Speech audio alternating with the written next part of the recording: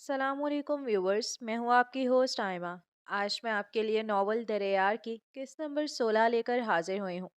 یہ ناول یمن ایوا کے قلم سے لکھا گیا ہے۔ ویڈیو شروع کرنے سے پہلے میری آپ سب سے ریکویسٹ ہے ہمارے چینل کو سبسکرائب کر لیں اور بیل آئیکن بھی پریس کر دیں۔ تو چلتے ہیں قسط کی جانب۔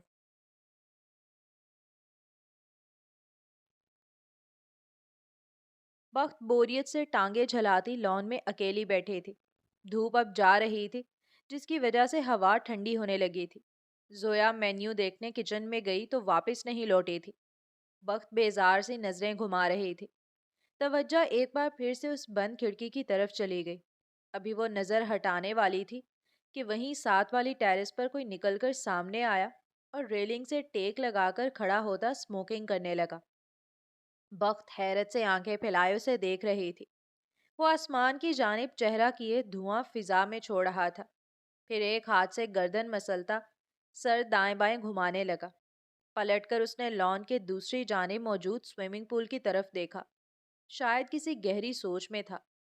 بخت تو اس کا چہرہ دیکھ کر سٹپٹائی ہوئی سی جلدی سے کمر کر کے بیٹھ گئی۔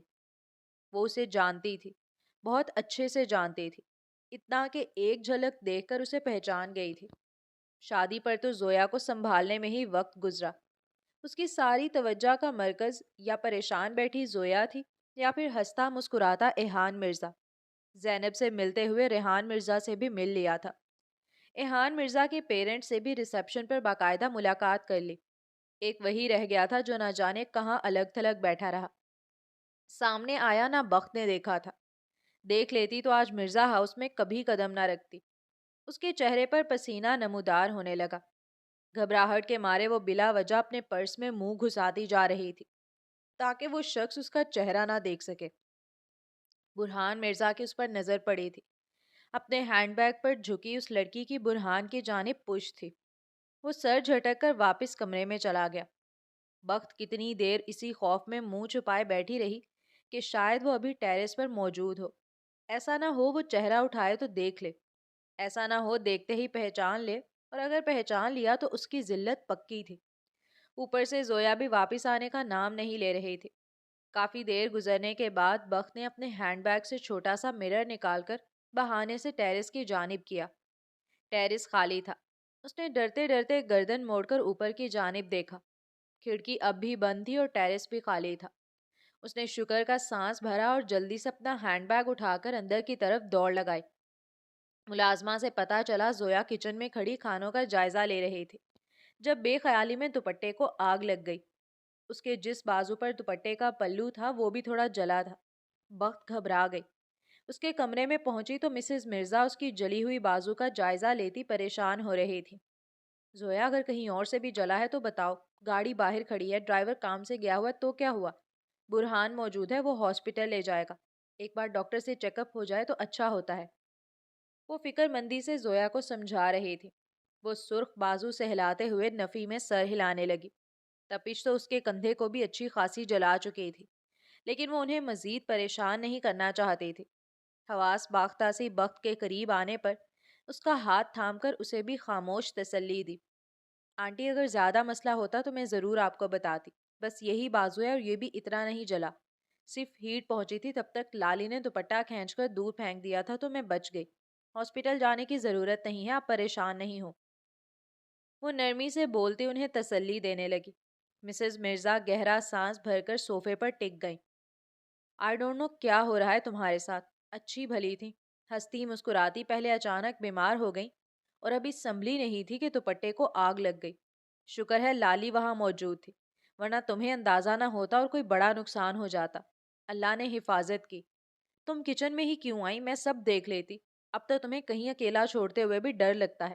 تمہیں ضرور کسی کی نظر لگی ہوگی۔ میں ابھی جا کر صدقہ دیتی ہوں۔ تم یہاں ریسٹ کرو اور اب باہر مت آنا، نہ ہی کچن میں جانے کی ضرورت ہے۔ مسز مرزا فکر بھری نظروں سے اسے دیکھ رہی تھی۔ زویا نے سر ہلا دیا۔ بتانا تھا نا اپنی ساس کو کہ پہلے پڑھائی پھر نوکری میں تم نے کبھی کچن میں جھانکا ہی نہیں، اور تم فطرتاً ہی ایسی بے نیاز اور غائب دماغ ہو۔ چلتے چلتے ٹھوکریں بھی لگتی ہیں، گرتی بھی ہو، اور کچن میں جاؤ تو جلتی بھی ضرور ہو۔ پہلے آئل یا توے پر روٹی بناتے ہوئے جلتی تھی، یہاں کچھ نیا کر لیا اور دوپٹہ جلا بیٹھی ہو۔ وہ بیچاری بلا وجہ نظر سمجھ کر گھبرا رہی ہیں۔ ویسے تمہاری ساس بہت زیادہ کائنڈ ہے، بہو کے لیے ایسی فکر مجھے تو حیران کر گئی۔ بخت نے مسز مرزا کے جاتے ہی زویا کے پہوڑ پن کی تفصیل بیان کی۔ وہ اسے آنکھیں دکھانے لگی۔ مجھے بھی حیرت ہوتی تھی، لیکن پھر اندازہ ہوا آنٹی ان لوگوں میں سے ہیں جو اپنی اولاد کی خوشی کا بہت خیال رکھتے ہیں۔ ایک بار زینب بھابی بتا رہی تھی کہ ان کی فیملی میں کچھ کلیشز چل رہے تھے، کافی عرصہ آنا جانا نہیں تھا، مگر ریحان بھائی کی وجہ سے آنٹی نے خود پہل کی، ان کے گھر گئیں اور بہت محبت سے رشتہ مانگا۔ مجھ سے بھی وہ صرف اس لیے محبت کرتی ہیں کیونکہ انہیں لگتا ہے میں ایحان مرزا کی محبت ہوں۔ اگر ہم دونوں کبھی کچھ ایسا کریں جس سے ان کے بیٹے اپسیٹ ہو جائیں تو پھر بہت سختی سے پیش آتی ہیں، ورنہ ہمارا خیال رکھتی ہیں تاکہ ہم ان کے بیٹوں کا خیال رکھیں۔ بہت گریٹ مدر ہیں، اپنے بیٹوں پر تو بری طرح فدا ہیں۔ پھر یہ مسٹر ایحان تو چھوٹا ہونے کی وجہ سے لاڈلا بھی ہے۔ زویا نے مدھم لہجے میں اسے تفصیل بتائی۔ بخت متاثر ہوئی تھی۔ اور سنو، تم جو ابھی مجھ پر بول رہی تھی، مصروفیات کی وجہ سے ہر وقت سوچوں میں الجھی رہتی تھی، تبھی غائب دماغ ہوئی ہوں۔ شوق سے تو نہیں چلایا خود کو، مجھے اس سے کیا انعام مل جائے گا؟ الٹا میرا بازو جل گیا ہے، اگر نشان نہ گیا تو عیب لگ جائے گا۔ زویا پریشان سے اپنے بازو کا جائزہ لیتی بول رہی تھی۔ بخت اپنی پریشانی میں بیٹھی تھی، اس کی بات پر ابرو چڑھا کر اسے دیکھا۔ تمہاری کلائیوں پر پہلے ہی بہت عیب لگے ہوئے تھے، کئی بار تو روٹی بناتے ہوئے نشان لگے ہیں۔ اچھا ہے، ایک بڑا نشان ان سب کو چھپا دے گا۔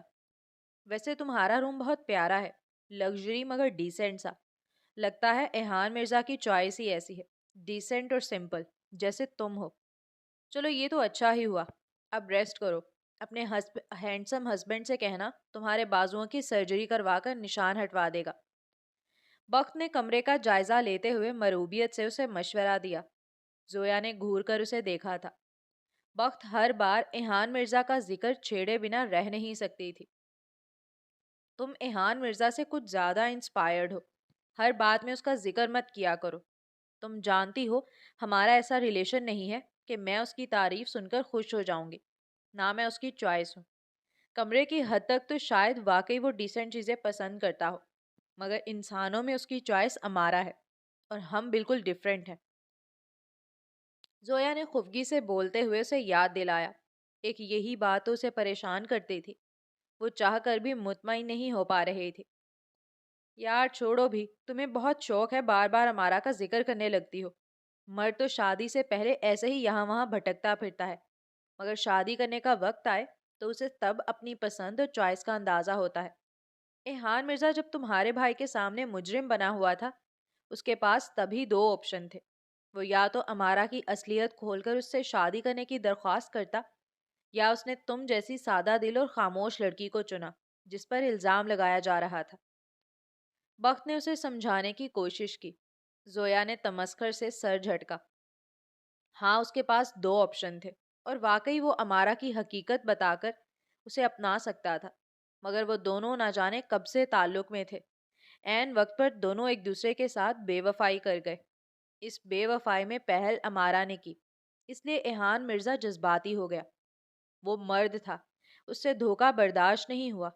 وہ جذباتی ہو رہا تھا اور غصے میں تھا، اس لیے ان دو موجودہ آپشنز میں سے اس نے مجھے چنا، اور ایسا فیصلہ کرتے ہوئے اس نے سوچنا گوارا ہی نہیں کیا میری زندگی میں کیا پلانز ہیں، میں کیا چاہتی ہوں، کیا سوچتی ہوں، میں اس لمحے لگنے والے اس جھوٹے الزام کو کیسے برداشت کروں گی۔ کچھ نہیں سوچا اس نے۔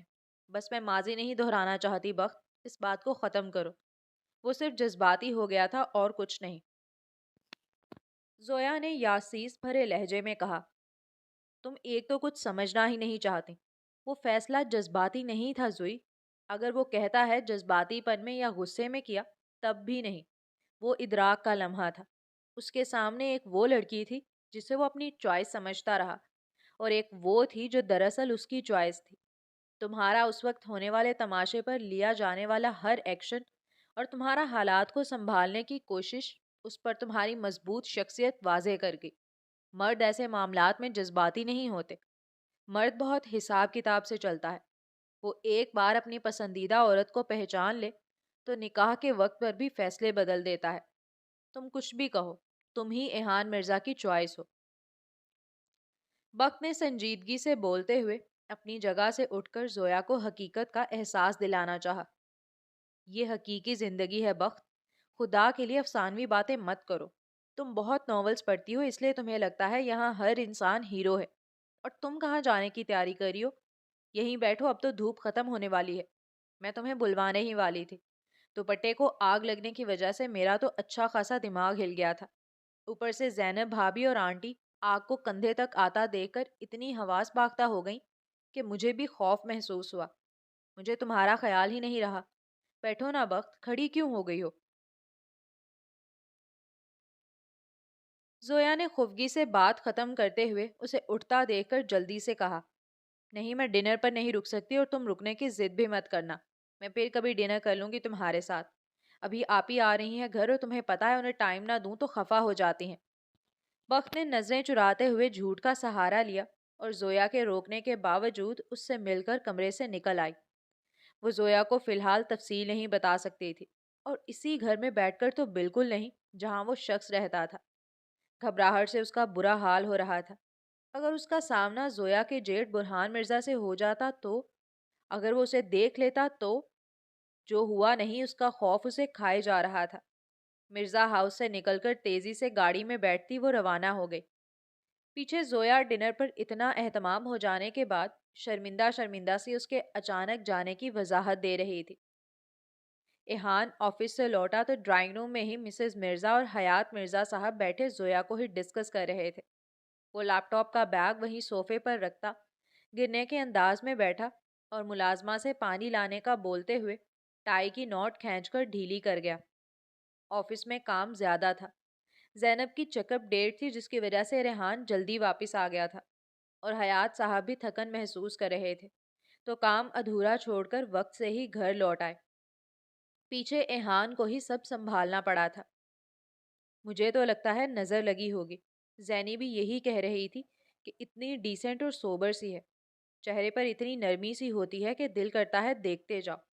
اس میں اٹریکشن بھی تو بہت ہے۔ ہمارے سب جاننے والے جو بھی ملا تعریف کی، بس وہی نظر لگ گئی کسی کی، سنبھلنے کا نام ہی نہیں لے رہی۔ آج کچھ فریش لگ رہی تھی تو نئی مصیبت آن پڑی۔ مسز مرزا فکر مندی سے بول رہی تھی، نظر بھی ہو سکتی ہے، مگر اب بازو جل گئی ہے تو اس کا چیک اپ کروا لینا چاہیے نا۔ ایہان وقت نکال کر اسے ہاسپٹل لے جاؤ۔ حیات صاحب نے ایہان کو مخاطب کیا تو تھکن سے آنکھیں موندے صوفے سے ٹیک لگا کر بیٹھے ایہان نے چونک کر نہ سمجھی سے انہیں دیکھا۔ اس نے ان کی باتوں پر ٹھیک سے توجہ ہی نہیں دی تھی۔ کس کو لے جانا ہے ہاسپٹل؟ کیا ہوا ہے؟ وہ سیدھا ہو کر بیٹھتا سستی سے سوال کر رہا تھا۔ میں تمہاری وائف کی بات کر رہا ہوں۔ زویا آج کچن میں کھڑی تھی، اس کے دوپٹے کو آگ لگ گئی۔ تمہارا دھیان کہاں ہے؟ کب سے تو اس کی بات کر رہے ہیں۔ حیات صاحب کے کہنے پر اسے جھٹکا لگا، تڑپ کر اٹھ کھڑا ہوا۔ اتنی فکر کی بات نہیں ہے، تم پہلے ریسٹ کرو پھر آرام سے لے جانا۔ مرزا صاحب کیا کرتے ہیں آپ؟ وہ تھکا ہوا آیا ہے، اس کی حالت تو دیکھیں پہلے۔ مسز مرزا اس کی فکر میں ہلکان اپنے شوہر کو گھورنے لگی۔ میں معذرت کرتا ہوں بھائی، مجھے خیال نہیں آیا آپ کے لاڈلے کی تھکن کا۔ وہ ہار ماننے کے انداز میں مسکراتے ہوئے بولے۔ مسز مرزا فکر سے ایہان کو دیکھ رہی تھی، جو ان کی بحث پر رک کر انہیں دیکھ رہا تھا۔ میں بالکل ٹھیک ہوں، ریسٹ بھی کر لوں گا، ایٹ لیسٹ اسے جا کر دیکھ تو لوں۔ وہ انہیں تسلی دیتا تیزی سے کمرے کی طرف بڑھ گیا۔ اب فکر میں کہاں سکون ملنا تھا؟ زویا کے دوپٹے کو آگ لگ گئی تھی، یہ سوچ کر پہلا خیال یہی آیا تھا کہ نہ جانے وہ کتنا جل گئی ہوگی۔ کمرے میں پہنچ کر اندازہ ہوا مسئلہ زیادہ بڑا نہیں ہے۔ زویا الماری میں اپنے کپڑے سیٹ کرنے میں مصروف تھی، دوپٹہ گلے میں لٹک رہا تھا۔ سلکی بالوں کی ٹیل پونی باندھے وہ اپنے ازلی سادہ رف سے حلیے میں بے خبر کھڑی تھی۔ ایہان اس کے قریب پہنچا۔ زویا آپ ٹھیک ہیں؟ ماما بتا رہی تھی بازو جل گیا ہے آپ کا، دکھائیں مسئلہ زیادہ تو نہیں ہوا؟ وہ نرمی سے پوچھ رہا تھا، لہجے میں ازحد فکر تھی۔ زویا نے اس کی آواز پر پلٹ کر اسے دیکھا اور اپنا دوپٹہ کھول کر سیٹ کرنے لگی۔ ایحان نے ایک دم اس کے دونوں ہاتھ تھامتے ہوئے اس کے بازو اپنے سامنے کیے۔ کون سا بازو ہے؟ میں کہہ رہا ہوں مجھے جلا ہوا بازو دکھائیں۔ ہاسپٹل جانے کی ضرورت ہے تو ابھی لے جاتا ہوں۔ وہ دونوں بازو اپنے سامنے کرتا فکر سے پوچھ رہا تھا۔ یہ والا بازو ہے اور زیادہ کچھ نہیں ہوا۔ ہاسپٹل جانے کی بھی ضرورت نہیں ہے، بس کوئی ٹیوب منگوانی پڑے گی جس سے جلا ہوا بازو سیٹ ہو سکے۔ مجھے ڈائریکٹ آگ نہیں لگی، صرف ہیٹ پہنچی ہے بازو تک۔ زویا نے اس کی پریشانی محسوس کرتے ہوئے آہستگی سے اپنا جلا ہوا بایاں بازو ہلا کر بتایا۔ ایحان اس بازو سے کپڑا ہٹا کر جائزہ لینے لگا۔ جلد پر گہری سرخی تھی۔ میں ابھی منگوا دیتا ہوں ٹیوب۔ میں تو چاہتا ہوں ایک بار احتیاط کے طور پر دکھا بھی لینا چاہیے، کہیں نشان نہ رہ جائے۔ بازو کا اچھا خاصا حصہ سرخ پڑ رہا ہے۔ وہ فکر سے بول رہا تھا۔ زویا نے سنجیدگی سے اسے دیکھا۔ ٹیوب کافی ہے، نشان رہ بھی جائے تو مجھے فرق نہیں پڑتا۔ یہاں زندگی داغدار ہو گئی ہے، میں بازو کی فکر کرتی رہوں؟ وہ اسے اطمینان دلاتی اس سے اپنا بازو چھڑواتے ہوئے آخر میں بڑبڑائی تھی۔ مجھے فرق پڑتا ہے۔ میری بیوی کے وجود پر کسی ایسے زخم کا نشان ہو جو اسے تکلیف دہ وقت کی یاد دلائے تو مجھے اس سے بہت فرق پڑے گا۔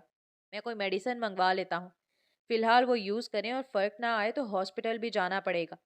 اور یہ کام آپ کسی بھی ملازمہ سے کہہ کر کروا سکتی ہیں۔ ہر کام میں اور ہر جگہ خود نہ گھس جایا کریں۔ آج بھی کچن میں جانے کی کیا ضرورت تھی؟ وہ اس کے ہاتھ کو نرمی سے تھامتا اسے کھینچتے ہوئے بیڈ پر لے جا کر بٹھا چکا تھا۔ اس کے سنجیدہ الفاظ پر زویا نے حیرت سے اسے دیکھا۔ تم ہر بات کو اتنا سر پر سوار کرنے کے عادی کیوں ہو؟ چھوٹی چھوٹی بات کو مسئلہ بنا دیتے ہو۔ میں اپنے کام کسی ملازمہ سے کروانے کی عادی نہیں ہوں۔ بہت چھوٹا سا کام ہے، دھلے ہوئے کپڑے ہیں جو استری بھی کروا چکی ہوں۔ اب ہینگ کر کے الماری میں کھڑانا کتنا مشکل کام ہے۔ اور میرے بازو کی فکر مت کرو، بس دوپٹہ ہی جلا ہے، اب ایسی بھی کوئی قیامت خیز یاد نہیں جو مجھے دل کا مریض بنا دے گی۔ زویا نے خفگی سے بولتے ہوئے بیزاری بھرے انداز میں ٹانگیں سمیٹ کر سینے سے لگائیں۔ ایحان اسے انسنا کیے اس کے بازو کی پکچر بنا کر ایک طرف بیٹھ گیا۔ ہاں یار، میں نے پکچر بھیجی ہے، ذرا آنٹی کو دکھا کر پوچھو کوئی میڈیسن سجیسٹ کر دیں۔ ہاں، تمہاری بھابھی آج کچن میں کھڑی تھی، دوپٹے نے آگ پکڑ لی، ہیٹ سے سرخ ہوا ہے۔ نہیں نہیں، زیادہ مسئلہ نہیں، بس یہی ہے، پکچر دیکھ کر وہ بتا دیں گی۔ ہاں شکریہ یار، میں تھکا ہوا تھا، اب اسے لے کر کہاں ڈاکٹرز کے پاس جاؤں۔ ایحان کسی دوست کو پکچر بھیج کر کال پر بات کرنے لگا۔ زویا خاموشی سے اسے دیکھ رہی تھی۔ کال کاٹ کر وہ وہیں بیڈ پر ٹانگیں لٹکا کر بیٹھے بیٹھے ہی پیچھے کو لیٹ گیا۔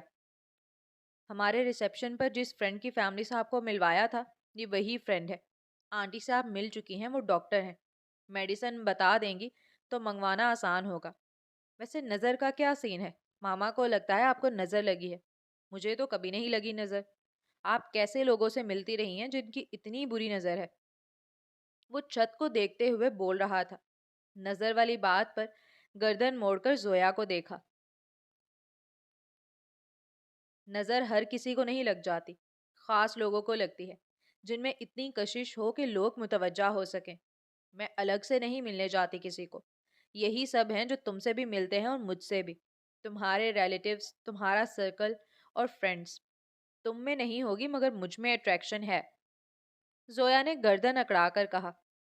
اس کی زندگی کا یہ بالکل پہلا لمحہ تھا جب اس نے اپنی تعریف خود کی تھی اور ایسے اپنی ذات پر اکڑ رہی تھی۔ ایحان کے لیے بھی اس کا روپ نیا ہی تھا۔ وہ ایک دم کروٹ بدل کر اس کی جانب منہ کرتا کوہنی کے بل اٹھا اور اسے توجہ سے دیکھنے لگا۔ یہ اٹریکشن میرے نام سے آئی ہے عالیجا۔ پہلے تو آپ ایوریج سے لکھتے تھی۔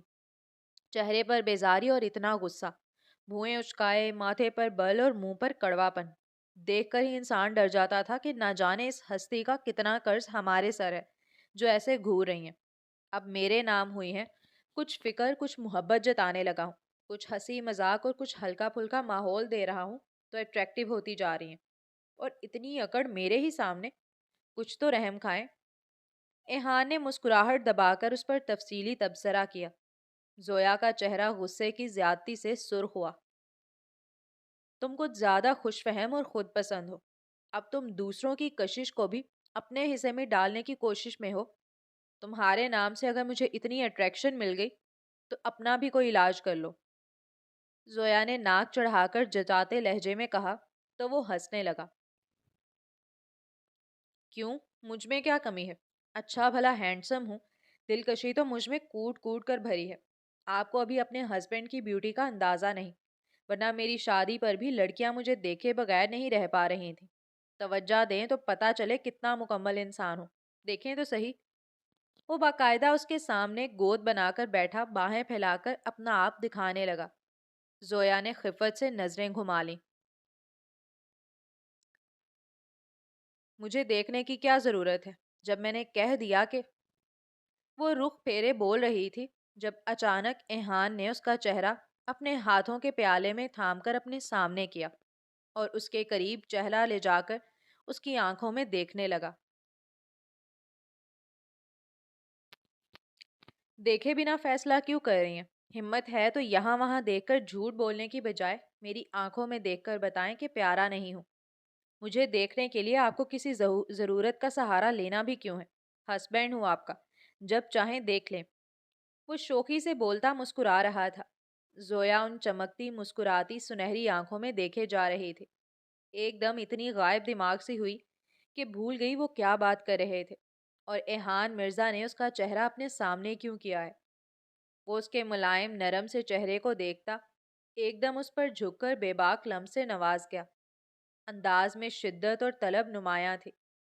زویا نے سٹپٹا کر اسے دور دھکیلا اور غصے سے سرخ آنکھوں کے ساتھ اسے گھورا۔ ایہان دور ہوتا اپنی بے ساختہ حرکت پر ہجل سا لب کاٹ گیا۔ زویا نے زبان سے کچھ نہیں کہا، پیچھے ہو کر رخ پھیر گئی، مگر اس کی سخت نظروں نے بہت کچھ کہہ دیا تھا۔ ایہان اٹھ کر ڈریسنگ روم میں بند ہو گیا۔ ڈنر کے لیے کھانے کی ٹیبل پر سب پہنچے۔ ریحان اور زینب موجود نہیں تھے۔ چیک اپ کے بعد اکثر زینب ہاسپٹل کے وہیں قریب باپ کا گھر ہونے کی وجہ سے اپنی فیملی کو ملنے چلی جاتی تھی۔ زویا اور ایہان بلوانے پر چلے تو آئے تھے، مگر اپنی اپنی سوچوں میں ڈوبے ہوئے تھے، جبکہ برہان مرزا ٹیبل پر اچھے خاصے اہتمام کو دیکھ کر چونک گیا۔ آج اتنا اہتمام کیوں؟ کچھ زیادہ آئٹمز نظر آ رہے ہیں، کسی کی دعوت ہے کیا؟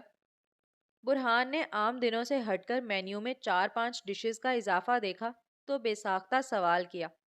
اس کے سوال پر ایہان بھی متوجہ ہوا تھا۔ ہاں، آج زویا کی فرینڈ آئی تھی، ہم نے ڈنر پر روکا اور اس کے لیے یہ سب اہتمام کیے، مگر اسے شام کے وقت اتنی ایمرجنسی میں گھر جانا پڑا۔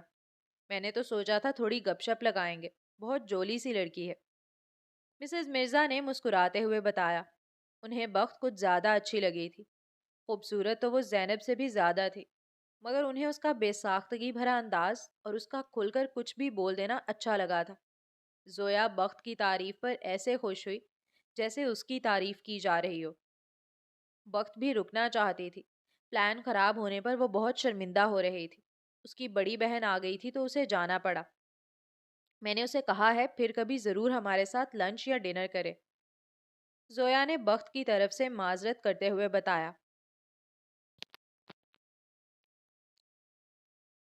لگتا ہے وہ آپ کو کچھ زیادہ اچھی لگی ہے۔ میں نے پہلی بار دیکھا ہے کسی لڑکی میں آپ ڈائریکٹ انٹرسٹ لے رہی ہیں، ورنہ آپ تو بیٹوں کی پسند کی ہوئی لڑکیوں کو ہی پسند کرتی تھیں۔ حیات صاحب نے بیوی کی خوشی محسوس کرتے ہوئے حیرت کا مظاہرہ کیا تو مسز مرزا ہنس پڑی۔ برہان اور ایہان خاموشی سے کھانا کھاتے ہوئے انہیں سن رہے تھے۔ جی ہاں، وہ لڑکی اچھی ہے، شادی پر تو سرسری سی ملاقات ہوئی، مجھے اتنا اندازہ نہیں ہوا اور کچھ بولڈ سی لگ رہی تھی، لیکن آج اس سے تفصیلی ملاقات ہوئی تو بہت انجوائے کیا۔ زویا نے شاید اسے بتایا ہوگا کہ اسے وامٹنگ ہے اور بیمار ہے تو وہ بیچاری بھاگتے ہوئی آئی، ہاتھ میں روز اور کیک تھا۔ اندر آتے ہی اچھی خاصی اونچی آواز میں اسے مبارک دینے لگی۔ وہ اتنی ایکسائٹیڈ ہو رہی تھی وہ سمجھی زویا پریگننٹ ہے۔ مسز مرزا نے ہنستے ہوئے انہیں بتایا تو ایہان ایک دم سیدھا ہوا۔ زویا کو پانی پیتے ہوئے اچانک اچھو لگا۔ وہ کھانستے کھانستے اپنی پلیٹ پر جھکتی چلی جا رہی تھی۔ ایہان نے گھبرا کر اس کی پشت تھپ تھپاتے ہوئے اس کا سرخ چہرہ دیکھا۔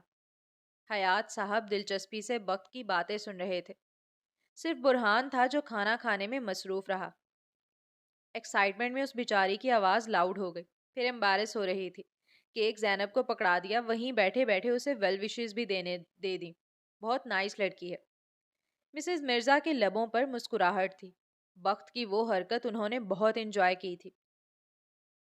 آئی تھنک ایکسائٹمنٹ میں نہیں، وہ پیدائشی لاؤڈ بولتی ہوگی. اس نے لان میں پہنچ کر اتنا شور کیا کہ مجھے ونڈو بند کر کے ورک کرنا پڑا. پلیز آپ انجوائے کریں، بٹ اسے اتنا تو بتانا چاہیے تھا. اس کے لاؤڈ والیوم سے فیملی کے کچھ ممبرز ڈسٹرب بھی ہو سکتے ہیں. برہان نے سلاد لیتے ہوئے سنجیدگی سے کہا تو مسز مرزا نے خفگی سے اسے دیکھا.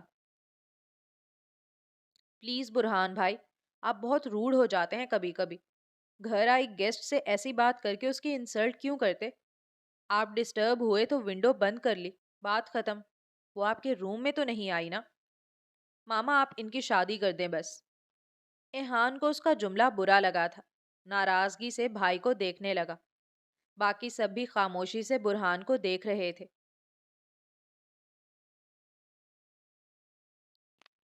میں نے روڈ ہونے کا نہیں کہا، رسپیکٹ سے بھی کہا جا سکتا ہے. اور میری شادی درمیان میں کیسے آ گئی؟ اس سے میری شادی کا کوئی لینا دینا ہے؟ برہان نے اسے گھورتے ہوئے کہا تو وہ کندھے اچکا گیا. بیوی ہوگی تو آپ کو لیڈیز کے زیادہ بولنے کی کچھ عادت ہو جائے گی. اب تو آپ سے کسی کا بولنا برداشت ہی نہیں ہوتا. گھر میں اب ایک بیبی کا اضافہ بھی ہونے والا ہے، پھر تو ہر وقت شور ہوگا. ایہان کی بات پر برہان گہرا سانس بھرتا ڈھیلا سا پڑ گیا. ایہان تم بھی پتہ نہیں بات کو کہاں لے جاتے ہو. تم فکر مت کرو، تمہارے بچے ہوں گے تو میں کبھی شور کرنے پر اعتراض نہیں کروں گا. برہان نے بات کرتے ہوئے ہلکے پھلکے سے انداز میں اسے چھیڑا.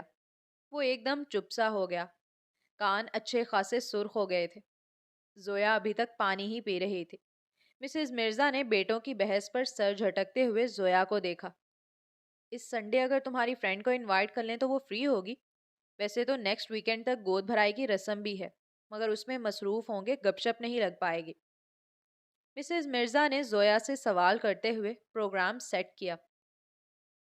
شور آنٹی، وہ سنڈے کو فری ہوتی ہے، ضرور آئے گی. میں اس سے بات کر لوں گی.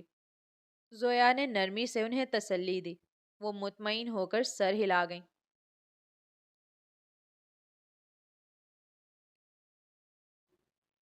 کھانا کھاتے ہی زویا کمرے میں آ گئی. ایہان نے ٹیوب کا نام ملتے ہی ٹیوب منگوا لی تھی، اور اب وہ کمرے میں آنے لگی تو اسے پکڑا دی تھی. اس نے زویا کو میسج کیا کہ وہ جب فری ہو اسے کال کرے. میسج بھیج کر اس نے ٹیوب اٹھائی اور شیشے کے سامنے رکھے سٹول پر ٹکتے ہوئے بازو پر ٹیوب لگانے لگی. ایہان کے سامنے بے نیاز بن گئی تھی، مگر خود اسے بھی نشان رہ جانے کی بہت فکر تھی. بازو پر اچھے سے ٹیوب لگا کر اس نے دروازے کی سمت دیکھا. ایہان بڑے بھائیوں سے باتیں کرنے میں مصروف تھا. وہ ابھی یقیناً کمرے میں نہیں آنے والا تھا. زویا نے کندھے سے شرٹ ہٹا کر جائزہ لیا. کندھے کا نرم شفاف سا حصہ بازو سے زیادہ سرخ اور جھلسا ہوا تھا. دوپٹے کا جو پلو پشت پر تھا اسے آگ نے پکڑا تھا، اور وہاں سے آگ کندھے تک زیادہ پہنچی تھی.